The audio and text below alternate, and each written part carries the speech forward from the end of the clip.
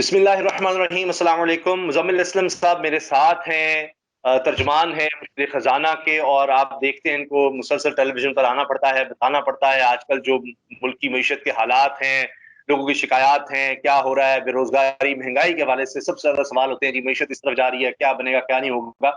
और बड़े बड़े जो हमारे बड़े नाम है सहाफत के, उनको भी मानना पड़ता है कि जी मुश्किल हालात में ये बड़े जबरदस्त तरीके से डिफेंड करने की कम से कम कोशिश जरूर कर रहे हैं हुकूमत को, और वाज़ेह तौर पर फैक्ट्स के साथ सामने आते हैं। मुज़म्मिल असलम साहब, अस्सलाम वालेकुम। वालेकुम सलाम। मुझे पता है आप मुसलसल हर जगह आपको जाना पड़ रहा है, बात करनी पड़ रही है। आई होप कि बहुत ज्यादा टीम बनानी ना पड़ जाए जितने ज्यादा सवाल आपसे होते हैं कोई और भी आपका साथ दे। ये बताएं कि एक बुनियादी सवाल हर आदमी का, जी महंगाई कब खत्म होगी, महंगाई कब खत्म होगी। कभी हम फवाद चौधरी साहब से सुनते हैं जी 6 महीने लगेंगे। आप क्या असेसमेंट देख रहे हैं इसका? देखिए, मुझे थोड़ा सा आपसे समझना है कि आप कौन सी महंगाई की बात कर रहे हैं कि पाकिस्तान में 74 साल में ऐसा कब होता था या हुआ है कि चीज़ों की कीमतें नहीं बढ़ती। देखिए, मैं जो है हमेशा से जो है कोशिश करता हूँ कि एक चीज़ समझाऊं कि जब हुकूमत कहती है कि महंगाई को हम कम करेंगे, तो वो उसका मतलब ये नहीं होता कि फर्ज करें कि अगर आटा 50 रुपए किलो अभी मिल रहा है तो हम उसको 40 रुपए कर देंगे। हुकूमत का मतलब कहने का ये होता है कि अगर एक आटा 50 रुपए किलो है और अगले साल अगर वो 55 रुपए किलो हो गया तो 10% महंगाई हो गई, और अगर 52 रुपए किलो हो गया तो 4% महंगाई हो गई। तो अभी इस वक्त जैसे 9% महंगाई चल रही है मुल्क में, तो ये जो 9% महंगाई है पिछले साल वो 18% थी। तो महंगाई कम करने का मतलब कि रफ्तार जो है उसको जो है कम करना है। ठीक है। तो ये इसको कहते हैं, जो माशी तौर पे जब हुकूमत का बयानिया होता है या स्टेट बैंक लिखती है, तो वो कहती है कि महंगाई की जो रफ्तार पहले 6% या 8% से या 10% से बढ़ रही है, उसको हम कम करेंगे। लोग समझते हैं कि अभी 50 रुपए की चीज मिल रही है, शायद ये 30 की मिलना शुरू हो जाएगी, ये 20 की मिलना शुरू हो जाएगी, ये 40 की मिलना शुरू। पहले तो ये एक फर्क को समझे। दूसरा ये कि अब ये जो मैंने फर्क आपको समझाया है, इस फर्क के हिसाब से अभी कल का ही एसपीआई का डाटा है, मुल्क में माशाल्लाह अब फसलें अच्छी आना शुरू हो गई हैं, तो कीमतें पिछले साल से नीचे आ गई हैं 7 से 8 आइटम्स की, जो मकामी तौर पे पैदा होती है, जैसे प्याज, टमाटर, चीनी जो है अब 88 रुपए हो गई है। अब पूरे साल इंशाल्लाह इसने 90, 85, 90 रुपए रहना है। रिटेल अब देखें, ठीक है ना, अब रिटेल वाला जो है कोई 90 की होलसेल में लेके किसी को कोई 120 की बेच रहा है, कोई 110 की बेच रहा है। ये काम होता है सूबे का। ठीक है ना, इस साल बहुत अच्छी फसल आई है। अच्छा, मजे की बात ये कि चावल, चाय की पत्ती, ये पिछले साल से इनके रेट ही नहीं बढ़े, बल्कि चावल के रेट माइनस है। अगर आप किसी चावल वाले से पूछें, आपने किसी के मुंह से चावल के बारे में सुना भी नहीं होगा कि यार चावल महंगा हो गया। ठीक है ना, वो दाल चीनी और आटा चीनी पे सारा जोर था। चीनी की कीमत पिछले साल से कम हो गई है। आटा हुकूमत ने जो है अपने जखायर से देना शुरू कर दिया है। 1950 रुपए के हिसाब से गंदम दे रहे हैं फीमन। अब 1100 रुपये मन 20 किलो जो है आटा मिल रहा है पूरे पंजाब में। अब उसमें आप ये कहेंगे यार चक्की का आटा मैं लेता हूँ, मैं फाइन आटा लेता हूँ, वो आटा फिर जो चक्की का खास आपके टेस्ट के हिसाब से बना रहे हैं वो फिर 5, 10, 15 रुपए अपने हिसाब से ले रहे हैं ना, वो हमारा मसला नहीं है। ठीक है। अच्छा, अब आप आ जाए इसके बाद, प्याज आपको बताया, टमाटर बताया। अब कुछ चीजें महंगी हो गई, बहुत महंगी हो गई। खाने का तेल 100% महंगा है, 100% महंगा है। अब जी। उसको हम कुछ नहीं कर सकते, वो बाहर से दरामद होता है 95%। और आलमी मार्केट में जो है वो 100% से ज्यादा उसकी कीमत बढ़ी है। ठीक है। अब वो $600 का खाने का तेल पहले मिलता था, अब वो जो है तकरीबन $1400 पे पहुंच गया है। सिर्फ अक्टूबर के महीने में 10% खाने की तेल की कीमतें बढ़ी हैं आलमी तौर पे, आलमी तौर पे। तो हमारा उसमें अब क्या कर सकते हैं हम, जो चीज यहाँ पैदा ही नहीं हो रही। ठीक है। अच्छा, फिर आप आ जाए, पेट्रोल है, वो बढ़ा था। जी। अब अल्लाह अल्लाह करके कल के दिन कुछ आया नीचे। अब उसमें जो है हमने 50 रुपए पर लीटर पेट्रोल में जो है अपनी आमदनी छोड़ दी। अब हम क्या कर सकते हैं? तो अब बेसिकली हम क्या कर रहे हैं, हमारी जो स्ट्रैटेजी है कि हम बैलेंस कर रहे हैं, जो चीजें यहाँ पैदा हो रही हैं उनकी कीमतों में इस्तेकाम लाना शुरू कर रहे हैं, और जो चीजें बाहर से आ रही हैं जिनकी बहुत ज्यादा कीमतें बढ़ रही हैं, उसमें हम अपना ज्यादा से ज्यादा टैक्स छोड़ सकते हैं। अब देखिए, पेट्रोल में 17% सेल्स टैक्स कानून इजाजत देता है, हम 0 ले रहे हैं। अब आप ये ना कहना कि आप आवाम को हुकूमत सेल्स टैक्स देना शुरू कर दे उनका। ठीक है। अच्छा, फिर मजे की बात यह है कि हमने 600 अरब रुपए का पेट्रोलियम लेवी जो है बजट में डाला था। उस 600 अरब की बेसिस पे हमने तनख्वाहें प्लान की हुई है, दिफा प्लान किया हुआ है, हमने सूबों को पैसे देने हैं, सूद की अदायगी करनी है। अब वो हमने जो है उसमें जो है 100 पहले तिमाही में 150 अरब रुपए लेने थे, सिर्फ 20 अरब इकट्ठे हुए हमें। अच्छा। तो फिर हम दूसरों को एक क्या काम करें, अगर यहाँ से टैक्स नहीं लेते तो फिर सूबों को पैसे देना बंद कर दें या तनख्वाहें, किसी कहीं तो रुकना है ना मामला, या फिर कर्जा ले लें। अच्छा, कर्जा फिर आता है तो कर्जे में सारे कहते हैं पाकिस्तान की तारीख का ये कर्जा हो गया। यार, हमें कुछ समझा दो, कोई तरीका समझा दो कि हम किस तरफ जाएं, किस गली की तरफ जाएं। हालात अच्छा मुश्किल है, टैक्स इसमें कोई शक नहीं, अच्छा लेकिन टैक्स कम होता लेकिन है, हम टैक्स कम होता है तो कहते ही साथ हैं। ही कह देते हैं टैक्स कम कर दिया, टैक्स क्यों नहीं ले रहे। अच्छा, टैक्स लगाना, अभी आईएमएफ में आ रहे हैं, कुछ लगाने की कोशिश कर रहे हैं तो साथ ही गरीब आदमी को ले आते हैं सामने, जी जिसका कोई लेना देना, जो उसके खाने की चीजें हमने सस्ती कर रहे हैं, वो गरीब जी आदमी को ला के सारी महंगी आइटमों में खड़ा कर देंगे। गरीब आदमी क्या करेगा। अब मैं क्या, ठीक है।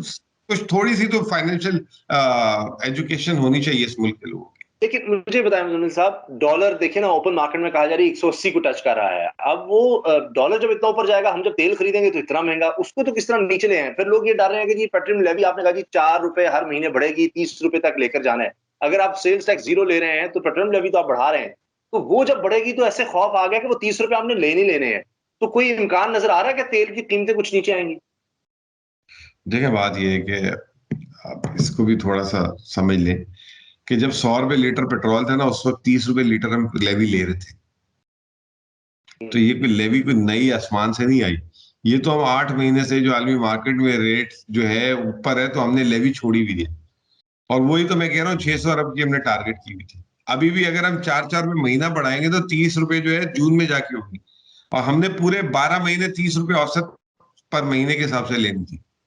तो ये चीज को समझने की कोशिश करें। अब आलमी मार्केट में तेल की कीमत नीचे आई है, तो अब हो सकता है कि हम तेल की कीमत ना बढ़ाएं, उसी में हमें लेवी की गुंजाइश मिल जाए, ठीक है। या और सेल्स सर, टैक्स की गुंजाइश मिल जाए। ठीक है, डॉलर डॉलर का क्या किया जा सकता है? मुशीर खजाना देखिए खुद कह डॉलर रहे का हैं देखिए 10 दिन डॉलर को समझने की कोशिश करें, आप डॉलर को समझने की कोशिश करें। 165 रुपए का डॉलर तो 2019 में हो गया था, जून में। फिर वहां से कम होकर 155 हुआ। फिर कोरोना आया, 168 हो गया। फिर वहां से कम होकर इस साल मई में 153 हो गया।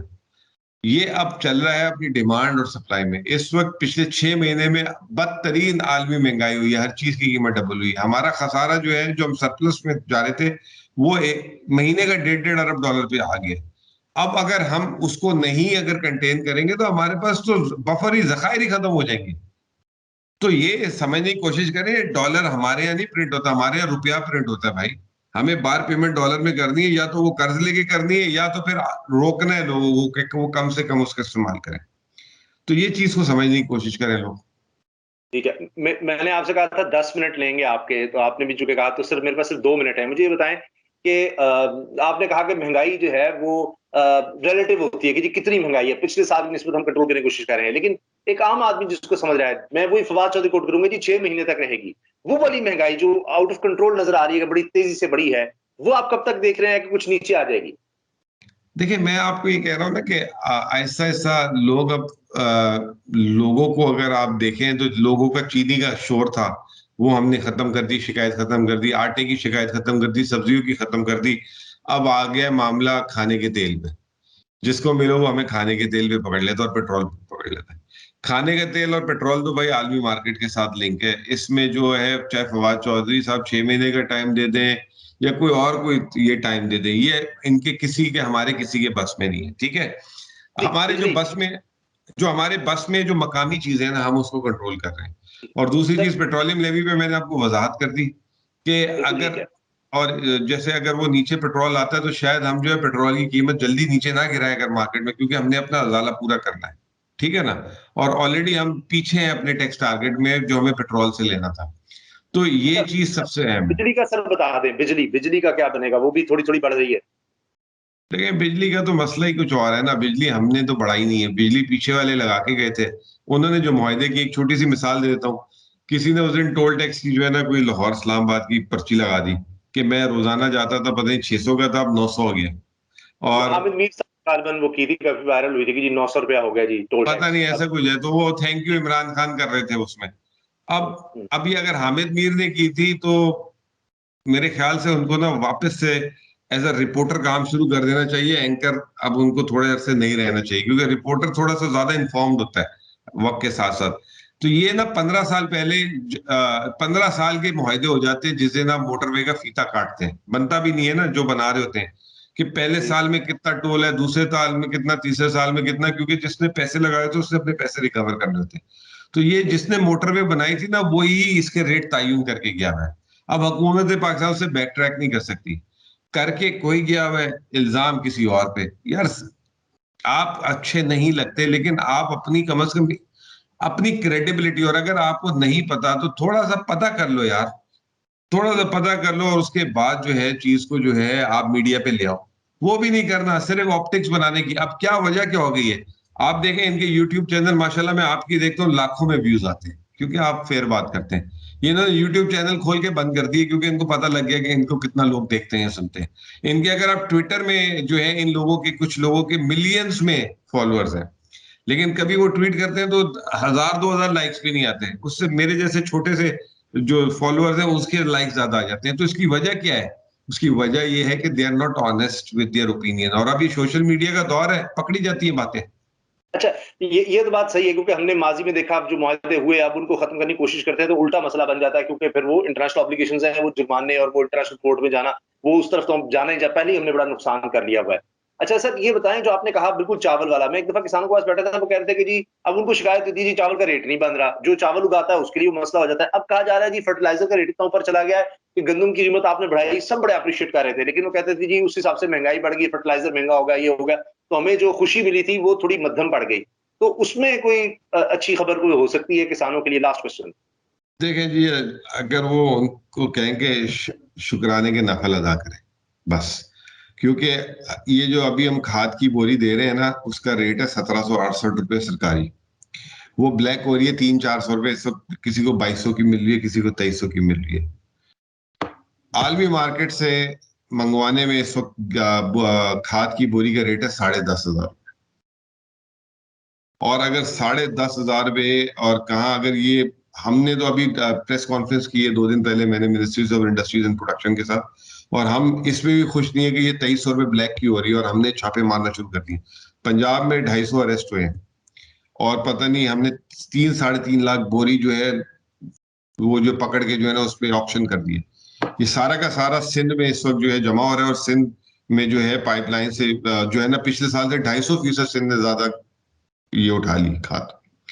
तो ये इसमें भी हम लगे हुए हैं, और हम इसमें इख्तियारात जो है ऊपर रेंजर्स तक दे देंगे, और जो है हम छापे मार के, अगर सूबाई हुकूमत अगर ताउन नहीं करेगी तो हम करेंगे। दूसरी तरफ डीएपी है, डीएपी का जो इंटरनेशनल रेट है, क्योंकि डीएपी जैसे मैंने क्या कहा, जो चीज यहाँ पैदा होती है 100 बिस्मिल्लाह, डीएपी पाकिस्तान में दरामद होती है ज्यादा। डीएपी इस वक्त जो है 8,500 रुपये की बोरी है, जो बाहर रेट है अगर आज मंगाते हैं तो 9,000 की पड़ती है। तो उसमें भी हुकूमत ने सब्सिडी दी हुई है, लेकिन असल चीज है खाद, जिसमें इस वक्त 8,000 रुपये फी बोरी। बोलना आसान है, जो किसान जो शिकायत कर रहा है, और उसको हमने 1,300 रुपये उसको मन का पीछे मिल रहा था रेट, 2,000 रुपये में ले आए 2 साल में। अब वो क्या चाहते हैं यार? या तो फिर गला काट दें जो खा रहे हैं उनका, हमें उनको भी तो मुंह देना है यार, उनको भी तो समझाना है। सारा ठीक है। हर आदमी कहता है मेरी थाल भरी रहे, बाकी जाए भाड़ में पूरा मुल्क, ठीक चाहे है। हुकूमत चाहे आम पेट्रोलियम आदमी। डीलर, हाँ पेट्रोलियम हाँ? डीलर्स का भी हमने ये देखा, पेट्रोलियम डीलर्स का भी मामला हमने सीधा देखा जी, हमें दे दो, हमें जितना हो सकता है दे दो, 9 रुपए हमें भी फी लीटर में दे दो। हाँ, बस सब वो जो आ रहा है जिसको गले फाड़ के, जिसमें मतलब कोई पता नहीं, कोई लूट सेल ही लगी हुई है हर एक के लिए। तो वो तो बिल्कुल। ऐसे पेट्रोलियम डीलर्स को भी देखे, वो अच्छा वो उन्होंने मान लिया, और वो जो है एक दिन में जो है जायज, हमने कहा था जायज बात करेंगे ना तो जायज हर हर एक के साथ जायज करेंगे, ऐसा नाजायज नहीं करनी। और दूसरी बात ये कि जी इस वक्त जो है ना मुल्क में पूरी दुनिया का ये बुरहान है, उसको हमने काफी कंट्रोल, जैसे कोरोना को किया था, इसको भी हम कर रहे हैं अपनी ताकत के हिसाब से, ठीक है ना।